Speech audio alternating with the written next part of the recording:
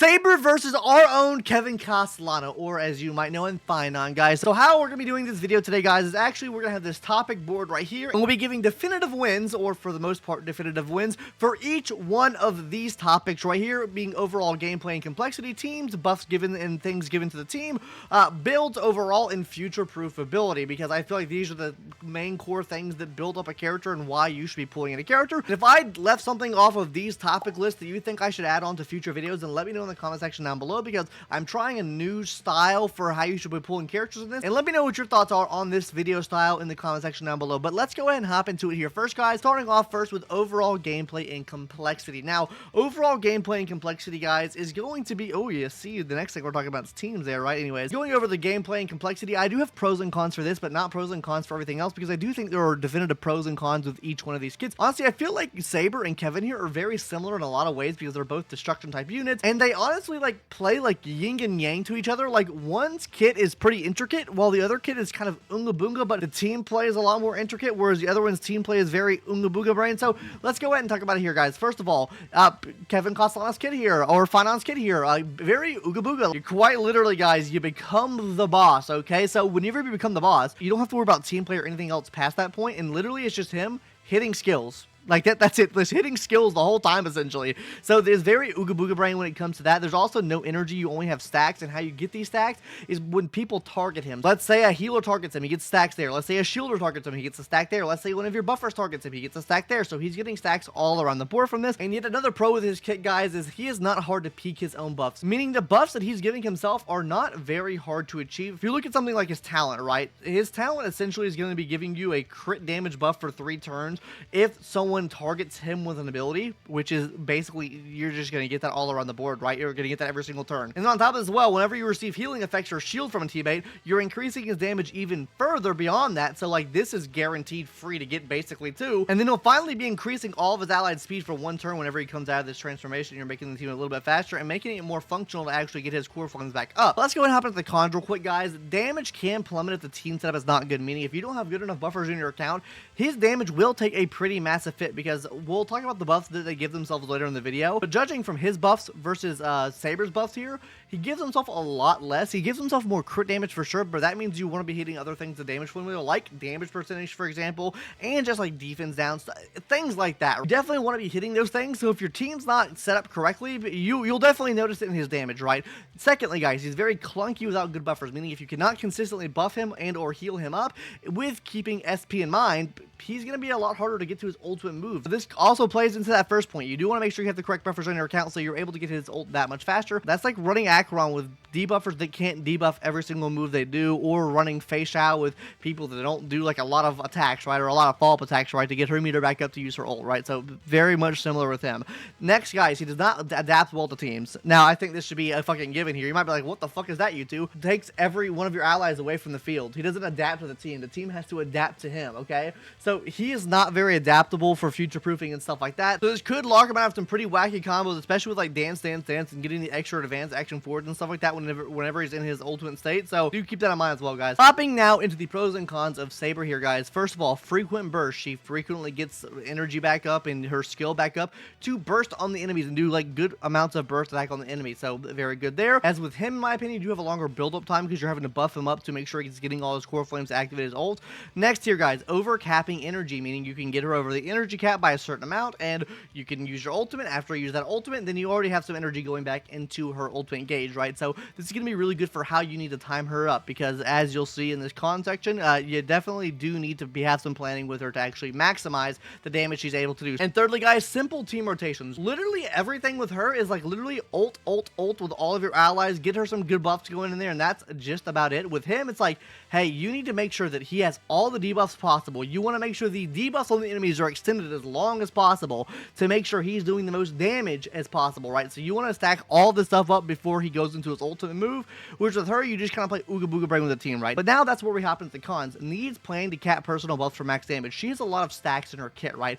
These stacks provide two things. They provide damage bonus, and they also provide a crit damage bonus as well. So the lower these stacks are, the less damage you're going to do, right? So you want to make sure you're maximizing her stacks before you do large amounts of damage. Like I said, guys, a lot of plannings need to actually give her maximum damage, and her top damage will fluctuate because of this, because there'll be some situations where you can't necessarily get everything lined up, or if you're not a sweaty player, you're not always going to be able to get things lined up correctly. So with that being said, for overall gameplay and complexity, I can't really give one a win of the other, because if we're talking about complexity, one's complex with their kit, but not with the team setup and synergy and stuff like that. The other one's not really complex with his kit, but more complex with the team synergy and stuff like that. Both do great amount of damage, in my opinion. They both have pretty easily accessible, like energy and stuff like that. They overall give themselves pretty nice buffs in this regard. Overall, getting their maximum damage outputs are about the same, in my opinion. One coming from the team, one coming from the kit itself. So if you did want to give a win to someone, if for like just a personal kit, you would probably give it to Kevin, because you want the team to buff up and it's really relying on the team, versus Saber, which you need her to kind of do that, right? But I'm going to give it the win to both of them. There's definitely not going to be a bias in this particular section here. Probably later on in the video there'll be a bias, though. Just keep that in mind, guys. Anyways, let's give the win to both Kevin and Saber here for this section. On to teams with this next one, guys. Now, teams is a little bit controversial, and you're not going to like my take on it, but overall, these are the teammates that I see Kevin Castellano working with here. Number one here is Cypher, because she offers an all-around just damage vulnerability on the enemy at all times. Doesn't matter about turn count or anything like that. You can have this up at all times. Tribute works here too, because how she works is literally it's based off of her turn count. So if her turns don't go down, which they won't, then you don't lose her buffs either. All these allies here can target him, which give him extra stacks and stuff like that. The reason why I have some of these characters blocked out, obviously he's on a break type character, so that doesn't really matter too much. Silverwolf here, because she really relies on enemies' turns for how long her debuffs last for, and not necessarily off of his turns, which he can keep buffs up at all times, which is another big pro in terms of the supports we have here, because he literally can just keep buffs on him the whole time. So if you have characters like Yukong, for example, right, to give like a crit rate, crit damage buff for like a certain amount of turns, right, his turns counts as extra turns, which don't necessarily count as a turn. So Yukong buff could be definitely viable there. Other characters that could work here too, like obviously Sunday works here, Bronya works here, only working for one turn, but if you pop ult, then it doesn't matter, because you retain the buff essentially, right? And then for support, you could run any support here that you wanted to. It would give him extra stacks and stuff like that, but really, this is the only character that honestly I could recommend for a sustainless team. I think you could run full buffers, full hyper carry on him, and be completely fine because of how his mechanics work of you going to the final boss mode. He gets increased health, he gets increased attack, and then he's going to be healing himself basically when you come out of it anyways. So like overall, I think he is probably the safest bet for a sustainless team ever. So yeah, you could run one of these. You could always run 3 supports here, which make him really, really good, and that's why I like him so much in terms of the team department here. Now hopping into Miss Saber here. Saber can work with more people, right? I left some DPS open here, some like low SP cost DPS, of course, because in the future, or even now, right, I think she could work in like dual DPS teams for how her kit works. You want to pop off ult. Some characters that have access to like a lot quicker ults, then these obviously can help her out with getting her stuff back up as well. And just overall, I see that's being the future for her. Like whenever she gets power crept, she'll be able to be a sub DPS in certain teams, right? Obviously, these characters are here because, you know, overall vulnerability debuff. You have Tribute here for the debuff she gives. Nax is here because I think he could be a sub DPS. Blade here because sub DPS. Obviously, every single buffer and debuffer also works here too, as long as they have a relatively low energy cost. I guess not these two. These two really don't work over here because she's not like really on break teams, for example. But everyone else here can really work as long as they have access to a fast ult. I think that'll be really viable for her, namely like someone like Sunday, right? You get a lot of extra value out of that there. And also characters like Silverwolf too, that have access to a really quick ult, and then obviously able to put a lot of debuffs on enemy as well. That can help her out quite a bit. Now hopping into our sustain category here. Literally anyone that can pop their ult off fast, or Hua Hua here because she does give energy back, which can act as giving double energy in a way, because you get extra energy back from her whenever your allies pop ult, but then you also get some back from the energy she gives herself. So AO, really good there too. And when I mean energy, guys, I mean like her stack she's getting, that you can convert that to energy, so that's free energy technically, right? So anyways, guys, that's all the teams I have recommended for her. Now, this is going to be controversial. I actually give the win to Phainon here. The reason I give the win to him is because he is the only DPS, in my opinion, that can truly run a fully sustainless team and keep the team up he is like the true definition of a hyper carry. You can run him with 3 supports if you want. You can run him with a sustain if you want. And then overall, he carries over buffs, so you can use some more underutilized buffers, like Yukong, for example, and it'd be fucking great and dandy there. Honestly, my issue with Bronny here is kind of removed because her whole thing with me is like she's so SP fucking inefficient, but you remove her from the team. What could be better than removing Bronny from the team and then retaining her buffs? That's like a passive, a global passive for, honestly, hey, we fucking love it. We love the Bronny global passive here, okay? Remove her from the team, the best possible thing that you could ever do, okay? Removing her from the fucking team. Anyways, guys, my little rant aside there, I'm giving this win to Phainon here, guys, on this team section.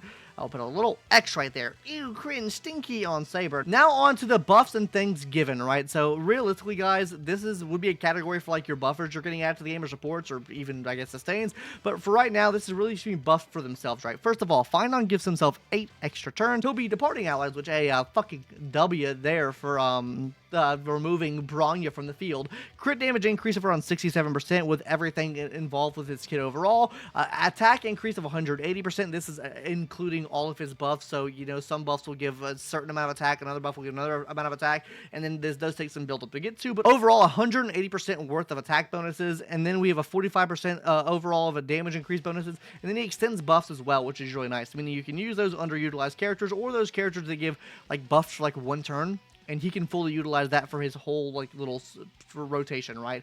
Now on to Miss Saber here. Crit damage increase of 82% after every single stack is up. Crit rate increase of 32%. Damage increase of 60%. She gets a skill damage increase of 112% if all of her stacks drop. And then she gets free energy and free SP as well. So overall to me, she gives a lot more. Now, I will say buff extension's nice with all the extra turns he gets and stuff like that, but you gotta think you're removing your allies from the field. You're gonna be having to consume SP with him regardless if you're using seal moves in there and stuff like that. Overall, she just makes it a lot easier to build her up. And just the buff, like, these are a lot freer buffs, honestly, in my opinion. I actually like her buffs a bit more than I like his buffs.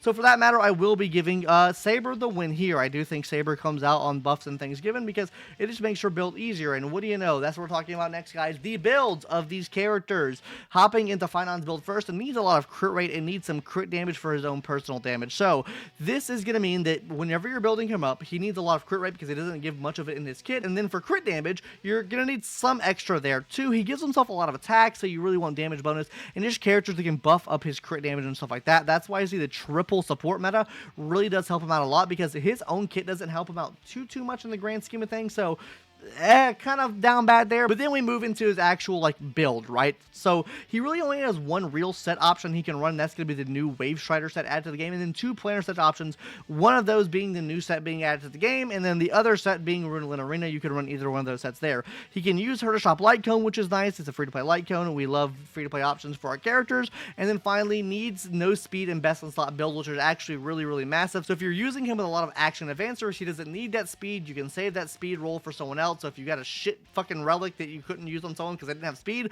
you throw it on him, he'll get the job done. Now on to Saber, guys. Obviously, she's gonna need speed, right? But namely, on top of that, the build overall is more balanced because she gives herself a lot of free crit rate, crit damage, and damage percent bonuses all around the board. So it's just really a lot easier to build her, in my opinion. And then we have 2 real set options and 2 planar set options. So in my opinion, that's a little bit better in terms of build because you do have 2 different options you can farm for. I guess 1 additional like real like 4-piece option you can farm for her up over Mr. Phainon here. And then finally, can take better use of the Herd Light Cone. Personally, I like the Herd Light Cone better on Saber here than I do like on Phainon here. I just overall feel like it benefits her more than it benefits him. So on this build section here, guys, honestly, I think the build's a little bit easier for her. So we're going to be giving Saber yet another win here.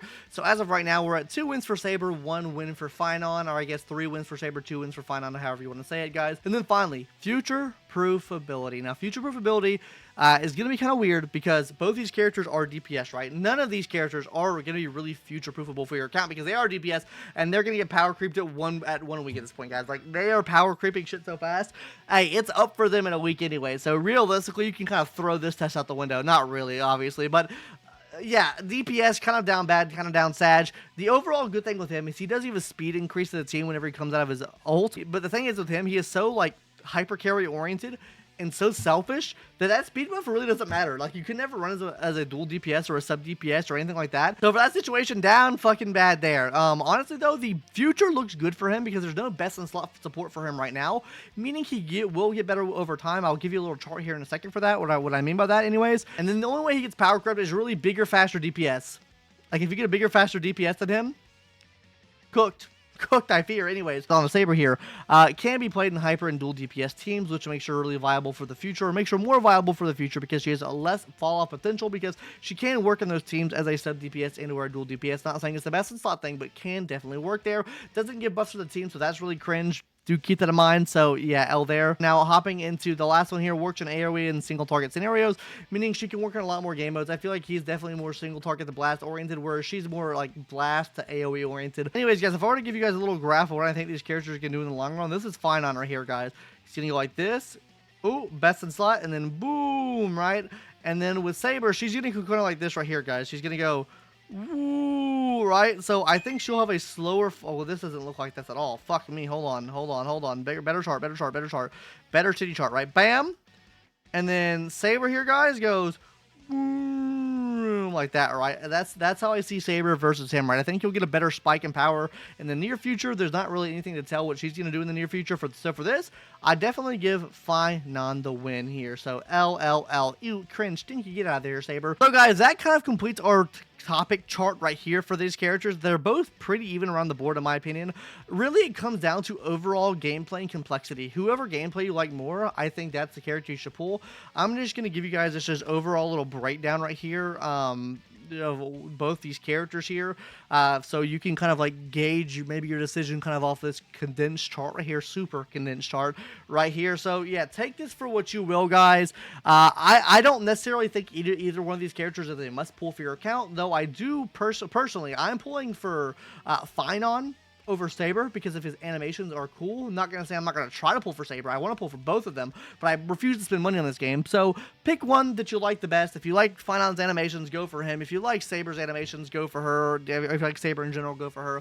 I don't think either one of these options will hurt your account. Do keep in mind, though, Saber will be up for a lot longer in terms of the banner length than Phainon will. Phainon has a lot more finite time, you could say, right? So if you didn't necessarily want to get Saber this patch, you wanted Phainon, right? You could technically wait on Saber, and then she'll be up for a bit longer, right? Like, she's going to be here for a couple months, probably, right? So you can pull her in the future past this version patch, past version 3.4, that's for sure. So do with that as you will, guys. That's going to do it for this video. Hopefully you enjoyed. Really, both of them are pretty similar in terms of power level, in my opinion. Probably, I would say Phainon has a bigger damage peak right now than what Saber has. But overall, both pretty similar, in my opinion. Anyways, guys, that's going to do it for this video. See you guys later. Bye-bye!